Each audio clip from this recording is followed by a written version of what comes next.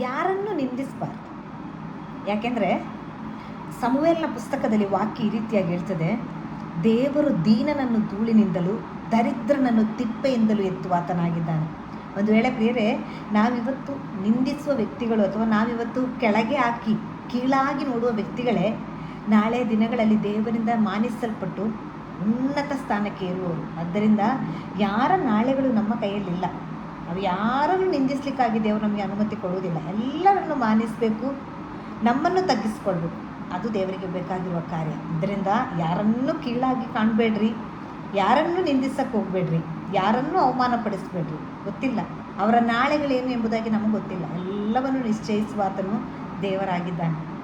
ಆದ್ದರಿಂದ ದೀನನನ್ನು ಧೂಳಿನಿಂದ ಎತ್ತುವವನು, ದರಿದ್ರನನ್ನು ತಿಪ್ಪೆಯಿಂದ ಎತ್ತುವವನು, ನಮ್ಮ ಪರಿಸ್ಥಿತಿಗಳನ್ನೆಲ್ಲ ಬದಲಾಯಿಸುವವನು ದೇವರಾಗಿರುವಾಗ ನಮಗೆ ಯಾರನ್ನು ನಿಂದಿಸಲಿಕ್ಕಾಗಿ ಅನುಮತಿ ಇಲ್ಲ. ಎಲ್ಲರ ಭವಿಷ್ಯಗಳು ದೇವರ ಕೈಯಲ್ಲಿದೆ.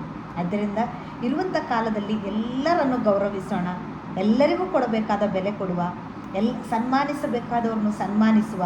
ಅವರೆಂಥವರೇ ಆಗಿರಲಿ, ಅವರ ಇವತ್ತಿನ ಪರಿಸ್ಥಿತಿ ಏನೇ ಆಗಿರಲಿ, ಯಾರನ್ನು ನಿಂದಿಸುವುದು ಬೇಡ, ಯಾರನ್ನು ನಿಂದಿಸೋದು ಬೇಡ.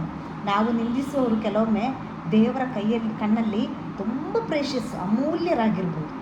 ಆದ್ದರಿಂದ ನಾವು ಯಾರನ್ನೋ ನಿಂದಿಸಿ ದೇವರ ಕಣ್ಣಲ್ಲಿ ನಿಷ್ಠೂರವಾಗುವುದು ಬೇಡ. ಎಲ್ಲರನ್ನು ಮಾನಿಸುವ. God bless you.